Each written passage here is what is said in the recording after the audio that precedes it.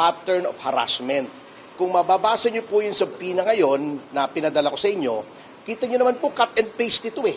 Ito rin yung subpoena na pinadala noong ilang buwan ang nakakaraan at pumunta po siya rito, ngunit sinabi naman sa kanya, hindi naman po kayo iniimbestigahan. So bakit pa siya sinasabpina? Sinabpina na po siya, pumunta na siya rito, yung 18 Marines pumunta na rito, in-interview na nila 2 beses, pumunta na sa Senado, nagsalita na dun sa Blue Ribbon Committee. So ano pa bang problema?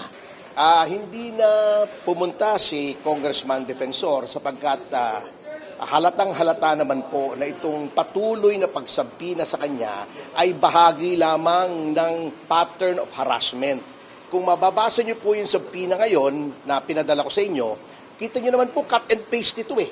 Ito rin yung subpoena na pinadala noong ilang buwan ang nakakaraan at pumunta po siya rito, ngunit sinabi naman sa kanya, hindi naman po kayo iniimbestigahan. So bakit pa siya sinasabpina?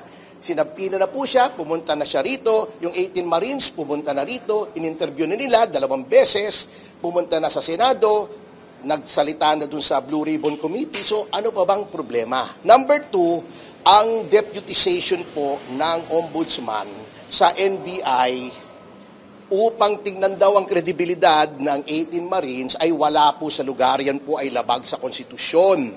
Sapagkat ang Ombudsman po dapat ay independent. Ngayon, pwede pong hingin ng tulong ng Ombudsman ayon sa Ombudsman Law ang lahat ng kawani ng pamahalaan. Ngunit yan po ay upang humingi lamang ng mga records, ng mga dokumento, ng mga ebidensya. Ang pagdetermine ng kredibilidad ng kahit sinong witness for the purpose of filing a case cannot be delegated sapagkat pag dinelegate mo sa NBI, ang finding of credibility ay masisira yung independence ng Ombudsman. So dapat po, kung gusto nilang malaman ng kredibilidad, mag-imbestiga ang Ombudsman. Bakit naguhugas kamay ang Ombudsman sa pag-imbestiga doon sa 18 Marines at doon sa mga taong tinuturo ng 18 Marines? Dahil ba sangkot si Martin Romualdez? Dahil ba sangkot ang Pangulo? So halatang halata po kayo Ginoong Boying Remulla, na naguhugas kamay kayo na wala naman sa lugar at hindi batay sa konstitusyon. Sir, tinawag ninyo na harassment yung pasabina ng NBI. May pinag-aaralan kayo na legal remedies kung meron man laban kanila? At pinag-aaralan po namin, we will keep our cards close to our chest. But sa ngayon pong araw na ito, again, out of respect to the institution, nilangaw pagdala yata ni Martin Romualdez yan.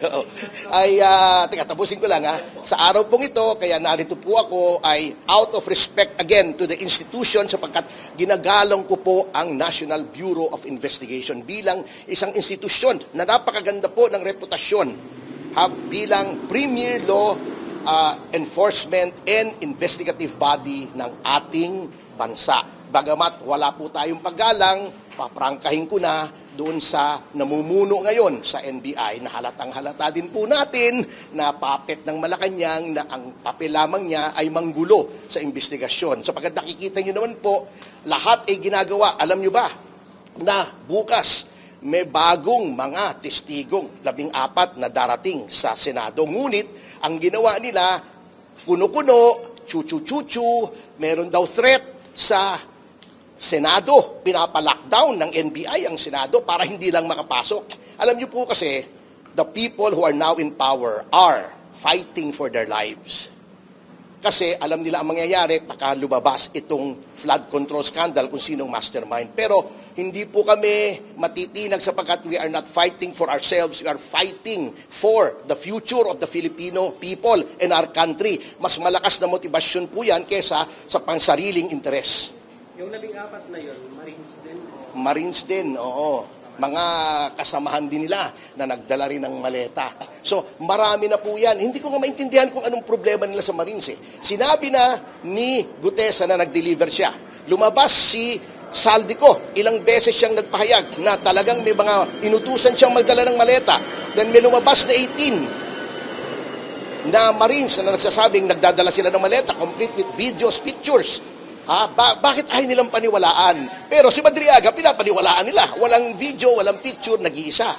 So, alam na alam po natin ang ginagawa, tinatago po nila. Everything that is happening now, including yung power struggle sa Senate, is all about concealing the truth tungkol dito sa flood control scandal. Attorney, hindi daw kayo credible. Kasi bakit daw si Lauren inalis sa listahan na dinawit din nila na may nakakatanggap ng kickback. Pero bakit tinanggal ng mga 18 ex-Marines po no, na... Ay hindi po akong abogado ng ex-Marines, ano? Abogado ako ni Mike Defensor. With respect to credibility, kung nga hindi credible na sinasabi nila, bakit ayaw nilang patawag? Bakit nagkaroon ng balasahan sa Senado para lamang yung 18 Marines ay hindi matawag? Di doon nila i-cross-examine sa loob ng Senado para kung nagsisinungaling, ebedi perjury yun, i-contempt nila, pakulong nila, ngunit ba't ayaw nilang harapin? Yun ang problema. O, kung talagang hindi credible, tawagin nyo. O pag sinabing, pabago-bago pa ka pala, may motion doon, di ba? O, hold him in contempt for not telling the truth before the committee, kulong. O, ba't ayaw nilang gawin? Attorney, bakit ngayon lang lumabas yung 14 pa? Siyempre, hindi naman madaling Hindi naman pupunta sa party itong mga to Ang kalaban mo yung mga makapangyarihan na mga tao sa Pilipinas. Yung senador nga, kaya nilang ipakulong si Jinggoy para lang masira yung tinatawag na quorum at magkaroon ng question. Ito bang mga Marines na ito? Kayo naman, Siyempre, natatakot yun. Ito yun, tinatakot si Joel Villanueva. Dinidemanda kami. Kami, mga abogado na, dinidemanda kami. Patong-patong na demanda si Mike Defensor. Naging congressman na. Patong-patong na demanda. Dating general, patong-patong na demanda. We are up against the evil empire na they are fighting for their lives nga, katulad ng sabi ko. Kasi, disgrasya sila pag lumabas ang katotohanan. Pero katulad ng sabi kong muli, hindi kami titigil because we are not fighting for ourselves. Ano bang mahihita namin dito? Pero kailangan namin lumaban para sa kinabukasan ng bahay kasi, alam nyo mga kasama, padala naman ni Martin Romualdez yan. Aeroplano niya yan Attorney, Ito ba, dalawa aeroplano nun Attorney, Na aeroplano? Ito na Kita mo, ang kulit nitong langaw, Padala ng PCO yan may pito pa raw. Drone yan, drone. Hindi, teka, tapusin ko lang yung statement ko, Alam nyo, mga kasama, kapag nagtagumpay sila na matago ang flood control at ma-impeach, ma-convict si Sara Duterte, anong epekto? Mananatili yung pagnanakaw kasi nakalusot sila. Number 2, magkakaroon tayo ng Pangulo na hindi yun ang kagustuhan ng taong bayan. Ano mangyayari sa ating bayan? Wala na. In 1 or 2 more generations, para na tayong Bangladesh, para na tayong Somalia, baka failed state na tayo, baka narco state na tayo kasi lahat ng mga iniimbestigahan noon for drugs, ayan na naman, nasa poder na naman, si Mabilog, Can you imagine? So, yan po ang pinaglalaban natin. Ano ba mapapala namin dito? Wala na kaming hihiligin sa buhay. Mike Defensor, statement lang doon sa reaction niya doon sa sinabi ni Director Matibag on the 5 billion bribery claim doon sa mga ex-partners. Ito na nga yung, hindi ko alam kung kasama ito di ba? Yeah, pero what's his reaction when you spoke to him about it? Malaking kalokohan yan. At kung gusto nila magdemanda, hindi magdemanda sila. Kita nyo naman ang affidavit. Pinadala kami ng affidavit, puro redacted. Hindi malaman kung sino nagsasabi. Di ba? Nakita nyo ba yung affidavit? Di ba, redacted yung affiant? Redacted yung mga pangalan, redacted yung mga lugar. Ano bang tinatago nila? Ba't ayaw nilang iharap? A person has the right to confront the witnesses against him. Hindi po dito sa NBI ang konfrontasyon na yun. Sapagkat ang NBI, not only is it not a court or a prosecution office, alam naman natin ang bias ng leadership ng NBI ngayon. Kaya kalokohan po ito. This is a sarsuela, drama lang po ito. Ginalang lang namin siguro for the last time at mabubuti naman yung mga career officials ng NBI. Kanya lang, unti-unting nasisira. Lahat ng institusyon po natin nasisira na. Ombudsman, sirang-sira na. DOJ, sirang-sira na. Pati NBI, sinira na nila. Pati Senado, ginugulo nila. Wala na po tayong matitirang institusyon kapag hindi po tayo tumindig at lumaban. Ano sasabihin mo kay... 50,000 daw po sir yung tinanggap ko nung sinasabing hilaw na father ko daw nitong witness po ng NBI. 350,000. Ba't hilaw, hindi pa ba naluluto? Hindi na sir. Hindi, alam ko ang ibig sabihin. Is there truth to that po? Alegasyon po yan. Pwede kong sabihin, tumanggap si Director Matibag ng 500 million para guluhin yung Senado, di ba? Anyone can say that. Prove that in court. Kaya nga sabi ko, wag na silang manggulo sa amin dahil lamang kinakatiga namin ng katotohanan kung meron po sa korte na mag-file na sila sa prosecution office. Iharap nila yung testigo, sasagutin ni Secretary Defensor through his lawyers at tignan po natin kung may probable cause. Puro intriga po yan eh. Pero attorney, yung subpoena nga daw po na yun ay tungkol doon sa 5 million na allegation. Walang nakalagay. Pero pag Ang tinanong gulo ko nila kayo eh. ngayon sa appearance ninyo mamaya, ano po ang sasabihin niyo sa NBI? Walang nakalagay. Pag sinampina, kasabihin mo kung anong investigasyon. Anong nakalagay sa sampina? Anong nakalagay sa sampina? Tungkol daw saan ito? 18 na expired. 18 ex-Marines. Credibility ng 18 ex-Marines. Malabo. Lagi namang unclear eh. Wala namang klaro dito sa administrasyon na to. Lahat to malabo. Malabo pa sa burak ito eh. Tatanong ko lang, ano ba ito? May problema, ano ba kayo? Is there an investigation for a possible criminal offense against my client? Kung meron, alis na ako, mag-file na lang kayo. We are not going to honor another subpoena from the NBI, lalo na kung harassment. Ngayon, kung tingin nyo, you go to court, sabihin nyo in contempt kami, we will prefer our defenses in court. Pero yung para harass nyo, obvious na. Huwag na man sanang gamitin ang NBI para guluhin ang mga lumalaban lamang para sa katotohanan. Never po nangyari ito. Never. Na even under the what used to be the worst administration, yung panahon ni Noynoy Aquino, hindi po ginawa to sa oposisyon. Nasa oposisyon po ako noon eh. Lagi ako nasa oposisyon. Hindi lamang ako nasa oposisyon noong panahon ni Pangulong Duterte. But I've always been with the opposition. Pero never kaming ginulo ng ganito, never kaming hinaras ng ganito. Sabi mo kanina wala ka ng respeto kay Matibag. Anong sabihin mo mamaya pag nagkita kayo? Ha? Anong sabihin mo sa kanya pag nagkita kayo? Di sasabihin ko sa kanya, wala akong respeto sa'yo. Hindi naman krimen yun eh. I will not talk behind his back. Pag nakikita ko, sabi ko, sir, pumunta ako rito out of respect for the NBI, not because of you, because I do not respect you. Tapos. Attorney, nabanggit ko kanina. Ano ngayon? Anong gagawin niya sa akin? Babarilin niya ako sa mukha. Kaluwa naman yun. He's a public official. Walang turf-turf dito. Kami nagbabayad sa salary niya. Sure. Walang turf-turf dito. Hindi naman tayo sa medieval times eh. Ha? Unless, yun ang mentalidad niya. May bahala siya sa buhay niya. Sir, nag-extend po ng invitation yung Tulfo BRC kay kung may accept nito yung invitation to appear sa meeting, hindi po hearing, meeting. Ay, hindi ko po masasagot yan as of now. I have no instructions from my client. Attorney, Sorry po. nabanggit niyo po kanina ng 14 additional ex-Marines na lalagdag pa. Nabanggit na rin po kasi nung kamakailan ni NBI Director Matibag na meron pa nga daw talagang additional Marines na bribe pa daw para Yun nga ang problema natin. Hindi mo pa naririnig, binribe na. What respect can they expect from ordinary people kung hindi pa nagsasalita ay binribe na? O ngayon, bukas, pupunta dapat. May security threat daw, lalakdown nila ang Senado. Nakikita nyo naman one has to be really blind or stupid not to see these machinations. Bihira naman, Kitang-kita naman saying na hindi sila sinuhulan. Hindi sila sinuhulan. Kung sinuhulan man, you prove it. Kasi alam nyo, in an investigation, when someone comes forward with an allegation, bagamat allegation yan, you take it at face value. Kaya nga may proseso tayo. Halimbawa ako, lumabas ako. Sinabi ko, si Jan Consulta, sinuntok ako. Siyempre, ibablatter ko yun, imbestigahan yan. Jan, sinuntok mo ba ito? Saka magpaliwanag si Jan. Ito, hindi pa. Pumunta pa lang ako sa polis, sinuntok ako ni Jan Consulta.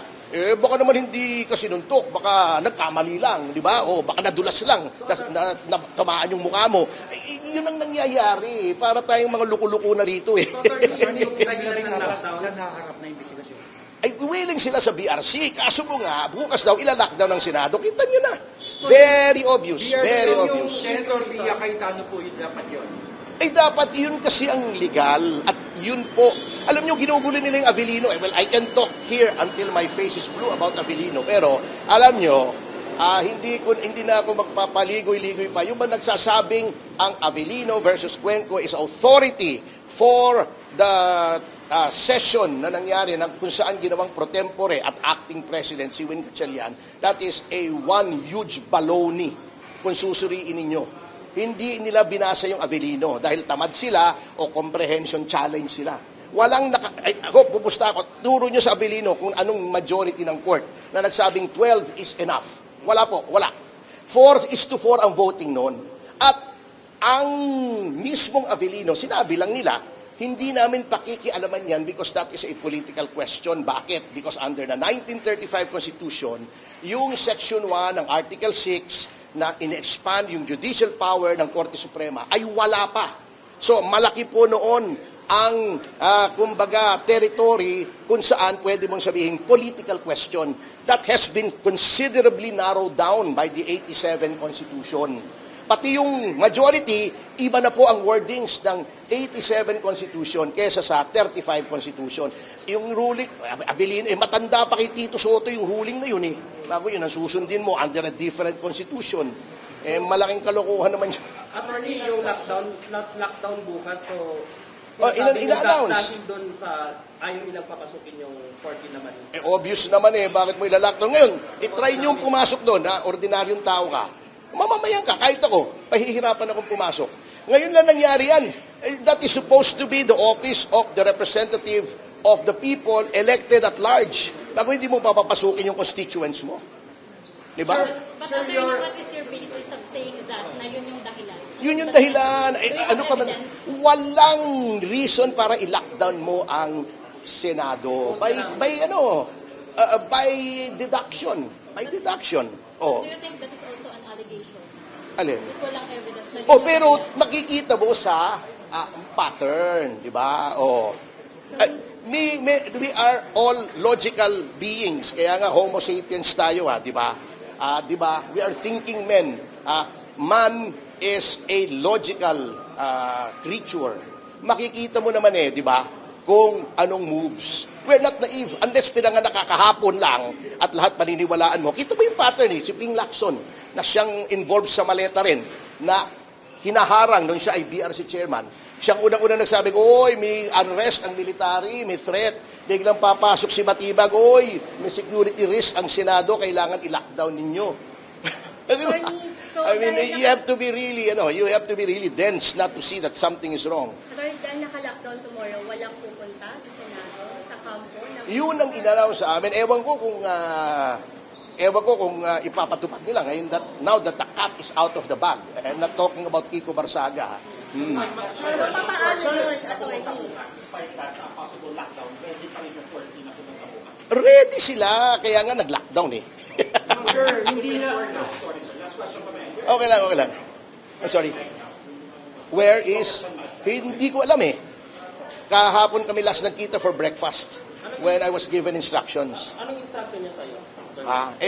Lawyer-client na yun. Sir, so hindi Okay. na kayo na-surprise doon sa sinabi na rin nila, banggit ni Senator Lacson, yung raw and sketchy information na meron na rin pong naliligalig sa hanay po ng armed. Working in tandem yan si Lacson I have known him for a long time. May propensity to lie yan And I know why. First-hand knowledge ko yan. Pero this is not the time nor the place to discuss that.